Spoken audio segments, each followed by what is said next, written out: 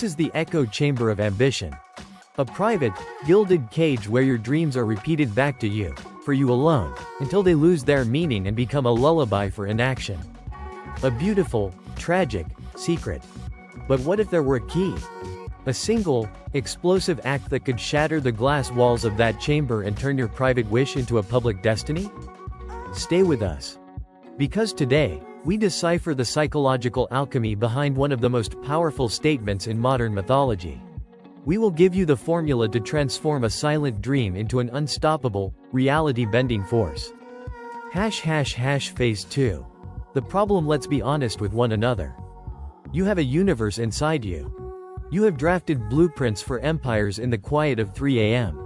You have choreographed revolutions in your mind, imagined symphonies, and designed futures so bright they hurt your eyes. You tell yourself, one day, when the time is right, when I'm ready. But these phrases are not promises. They are sedatives. They are the elegant excuses you use to keep your dream safe. And why do you keep it safe? Because your dream, in its current, pristine form, is perfect. It has never known failure. It has never been judged, or misunderstood, or laughed at. In the echo chamber of your mind, it is flawless, immortal. To speak it, to give it voice, is to make it mortal. To expose it to the harsh, unforgiving light of reality. Think about it. That business idea you have? You've bought the domains, you've read the marketing books, you've outlined the entire strategy on a whiteboard that now gathers dust. But you haven't made a single sales call. You haven't told a potential investor. You haven't taken the one step that would make it real. That book you want to write? The characters live and breathe in your imagination. You know the ending, the twist, the heartbreaking climax. But the document on your computer is still titled, Chapter 1, and it contains only a single, blinking cursor. You are a curator in a museum of your own potential, polishing exhibits that will never see an audience. And here is the hidden cost, the secret poison of the echo chamber of ambition. The dream that was once your source of comfort, your secret escape, it begins to turn on you. It becomes a ghost that haunts you. Every moment of inaction is a quiet accusation. Every day that passes without progress sharpens the pain. Your grand vision for the future becomes the instrument you use to torture your present self. The dream is no longer a source of inspiration. It is a monument to your own hesitation. A golden statue of the person you have failed to become. And you are trapped, worshipping at its feet, unable to move. Phase 3. Solution. But what if the very act you fear most, the act of speaking, of exposing your dream to the world, is not an act of vulnerability, but the ultimate act of power? Enter a boy. 15 years old. Standing in the sun-drenched streets of Naples. He has blonde hair, an impossible dream, and a will forged in trauma and solitude. His name is Giorno Giovanna. He is not just a dreamer. He is a declarer. When confronted by the formidable gangster Bruno Bucciarati, a man who could end his life with a single, zipping motion, Giorno does not cower. He does not negotiate. He does not merely state a vague wish. He performs an act of creation. He looks a hostile universe in the eye and says, I, Giorno Giovanna, have a dream. This is not a confession. It is a coronation. This is the core of our solution today, the speech act of destiny. A true declaration is not just information. It is an event. It is a psycho-spiritual tool that reshapes your identity and bends the world around your will. It operates on 3 fundamental principles. Principle 1. The principle of the externalized self. Inside your mind, your dream is a fluid, formless cloud of potential.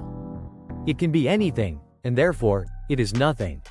The moment you speak it, you give it form. You cast a psychic anchor into the future.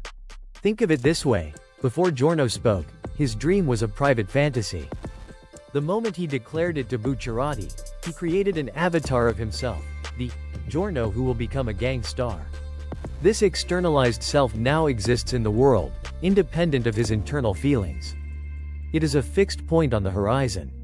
From that moment on, he is no longer just moving away from his past, he is moving towards that public, stated identity. He is now accountable not just to himself, but to the self he has proclaimed.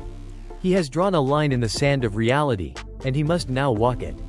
Doubt, fear, and hesitation become luxuries he can no longer afford, because he has made a promise to the universe, and the universe is now watching. Principle 2. The principle of imposed reality. A wish asks for permission. A goal sets a direction.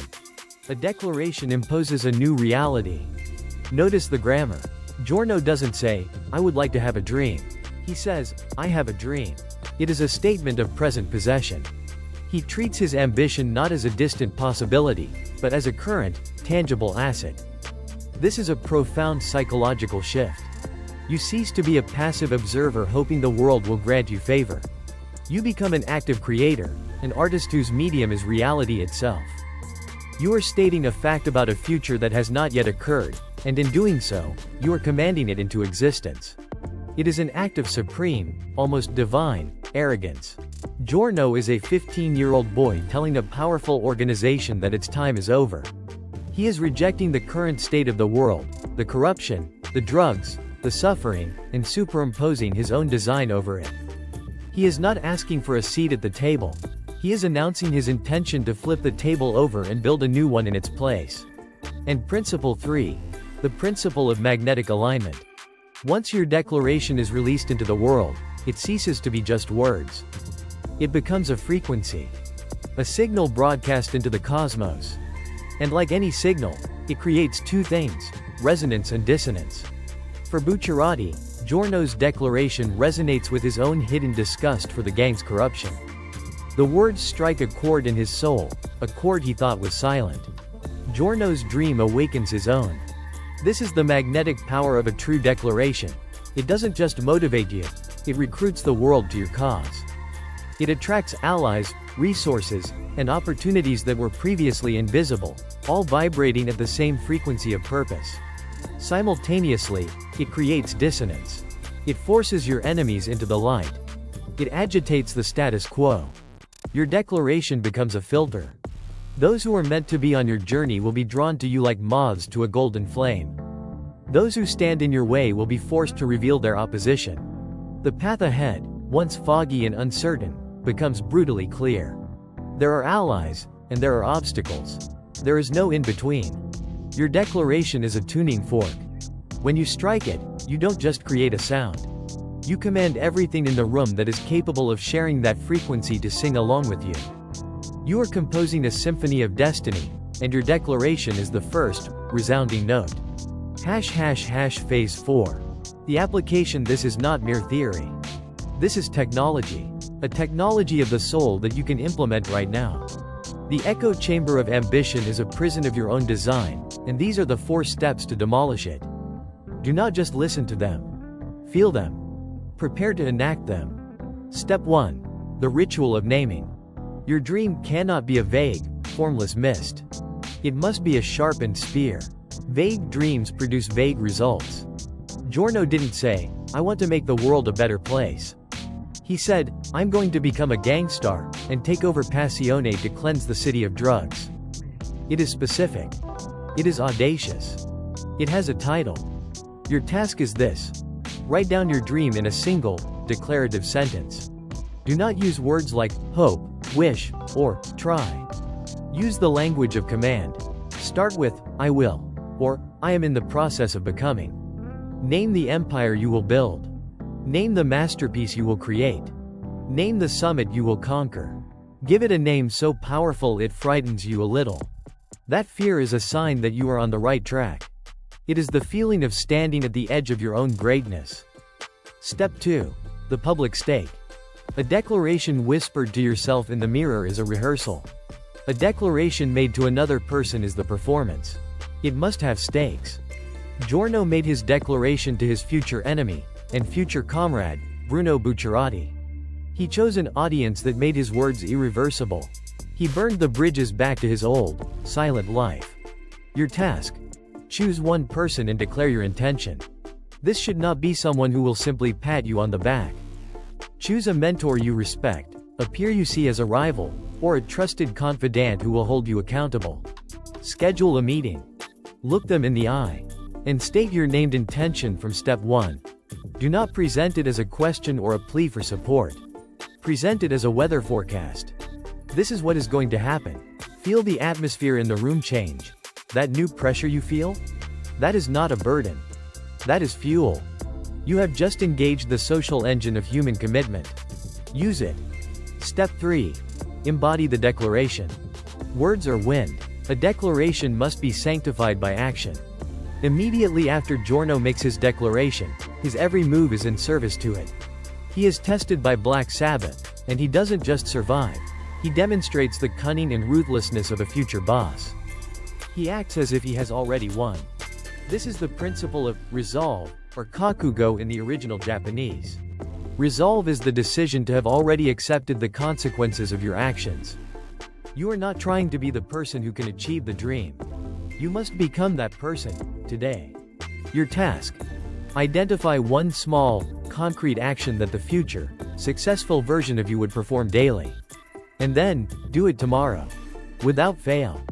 If your declaration is to become a novelist, write for 30 minutes. Not when inspiration strikes. Tomorrow morning. If your declaration is to become an entrepreneur, make one cold call. Not when your website is perfect. Tomorrow. You must anchor your cosmic, grand declaration in the mundane, gritty reality of daily discipline. This is how you prove to yourself, and to the universe, that you are serious. Step 4. The incantation of re-affirmation. A declaration is not a single gunshot. It is a drumbeat that must be sounded again and again, especially when the battle turns against you. It is your mantra, your compass, your true north. When Giorno and his team face impossible odds, their shared dream is what they return to. It is the source of their impossible resolve. It re-centers their will when all seems lost. Your task: place your written declaration from step 1 somewhere you cannot avoid it. Tape it to your bathroom mirror. Make it the lock screen on your phone. Write it on a sticky note on your laptop. And every single morning, read it aloud. Do not mumble it. Do not recite it like a chore. Perform it. Speak it with the same fire and conviction as the day you first made it public. This is not just a reminder. This is a daily ritual of self-creation. You are commanding your subconscious, your spirit, and your very selves to align with your stated destiny. You are starting your day by striking the tuning fork. ### Phase 5. The proof: does this work?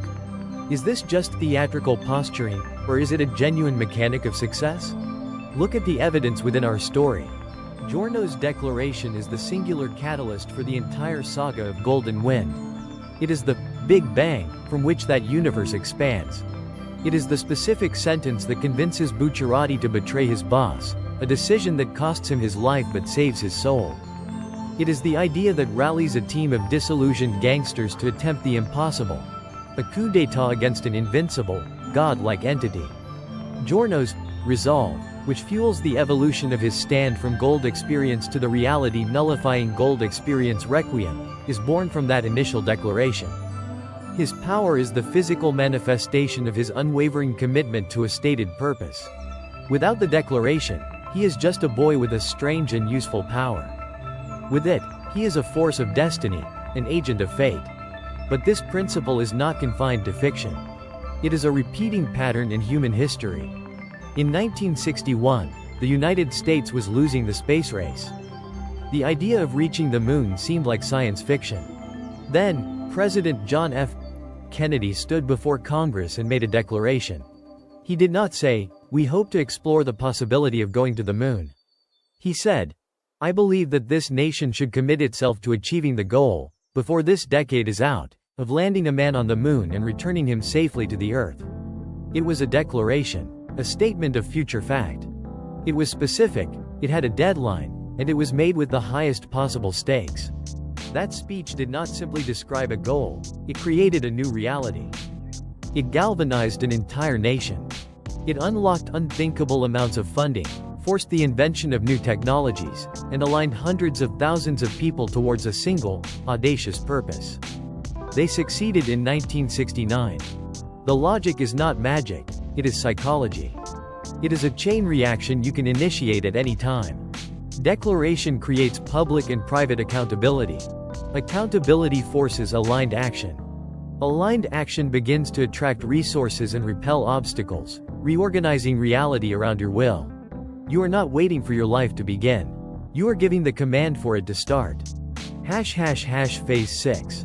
The call to action. We have journeyed into the heart of ambition, into the very syntax of power. We have seen how a few, carefully chosen words can shatter the silence of hesitation and launch a destiny. Now, the stage is yours. The spotlight is on you. In the grand, silent theater of your own life, what is the one dream you have kept locked away in the echo chamber of ambition? I invite you now to perform the first act of its liberation. Go to the comments section and declare it. Not as a wish, not as a hope, but as a promise. A statement of fact. What is your I have a dream moment? Make it real. If this analysis of will, strategy, and the human spirit resonates with you, if you believe that our stories are not just entertainment, but blueprints for power, then join our troop. Subscribe to Golden Spirit, where we dissect the soul of ambition and hand you the keys to your own legend. The act of declaration is the first, explosive step. But what comes next is the long, arduous journey of resolve. To truly understand the unshakable will required to see a dream through to its bloody, beautiful end, you must understand the psychology of the first man Giorno convinced. Logically, your next session should be our analysis. The righteous betrayal. Why Bruno Bucciarati sacrificed everything. Click the video on your screen to continue your training. Now go. The world is waiting for your declaration.